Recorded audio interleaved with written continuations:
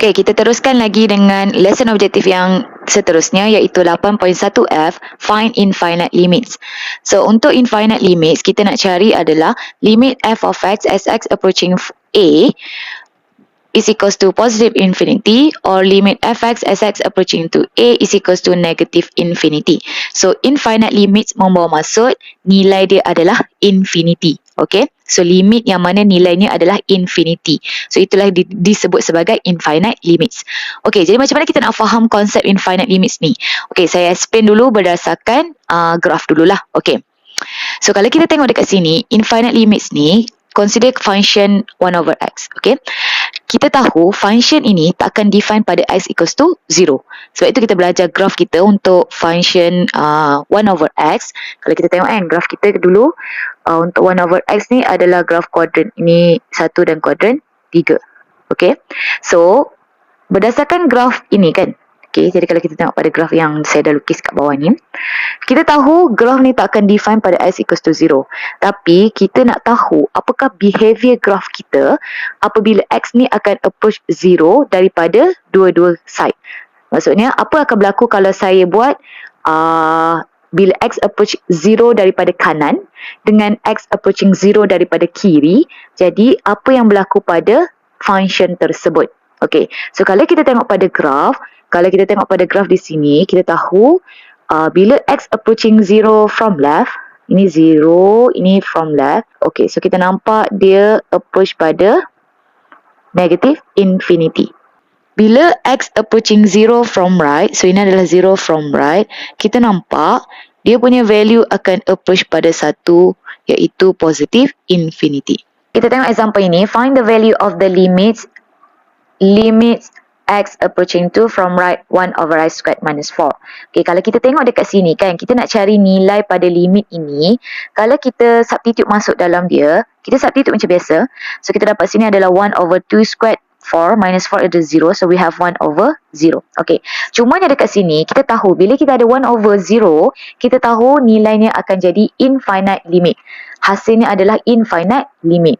Okay, so kita tahu sebenarnya dia adalah infinity. Okay, cumanya kita tak tahu dia positif ataupun negatif. Jadi macam mana kita nak tahu dia positif ataupun negatif? Then kita kena check. So macam mana kita nak check? Okay, so kita tahu ni adalah 2. So dia kata 2 daripada kanan. So 2 daripada kanan, kita hanya ambil jiran dia sahaja. So kita ada 2 daripada kanan, jirannya adalah 2.1.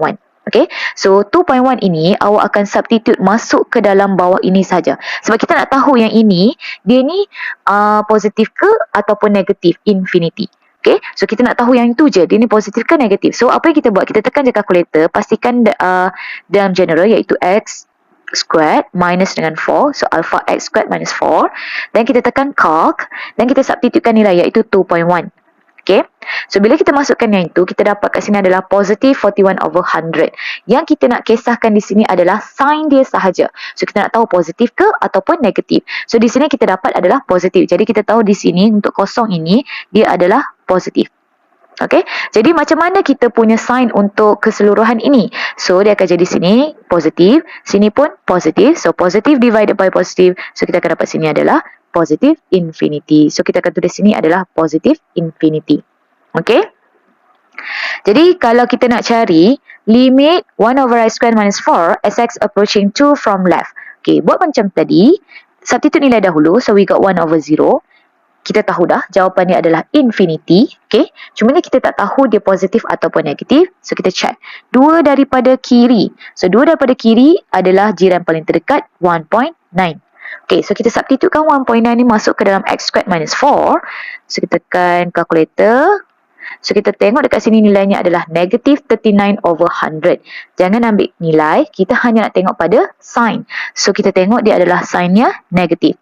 Okay, so di sini positif divided by negative. So kita akan dapat negatif. So di sini adalah negative infinity. Okay, so sama juga untuk sini. Saya akan substitutekan negatif 2 masuk ke dalam x squared minus 4. So dia akan jadi 1 over 0. Okay, cumanya bila 1 over 0 kita tahu dia infinity. Tak tahu sahaja positif ataupun negatif. Jadi kita pun buatlah macam ni. So ini adalah negatif 2. So negatif 2, jiran paling terdekat dia daripada kanan adalah negatif 1.9. Okay, so kita substitutekan sahaja masuk ke dalam ini negative 1.9. Okay, dan saya dapat sini adalah negative 39 over 100. So dia adalah negative di sini. So positive divided by negative, so we got negative. Okay, kemudian sama juga untuk yang last ini dia 1 over 0. Cumanya negative 2 from left, adalah ni jiran paling terdekat negative 2.1. So bila kita substitute masuk ke dalam negative 2.1, so kita dapat sini adalah positive. So this one is positive. So we have positive divided by positive, so we got positive infinity. Okay, so itu adalah cara macam mana kita nak cari limit yang mana kita tahu dia adalah infinite limit.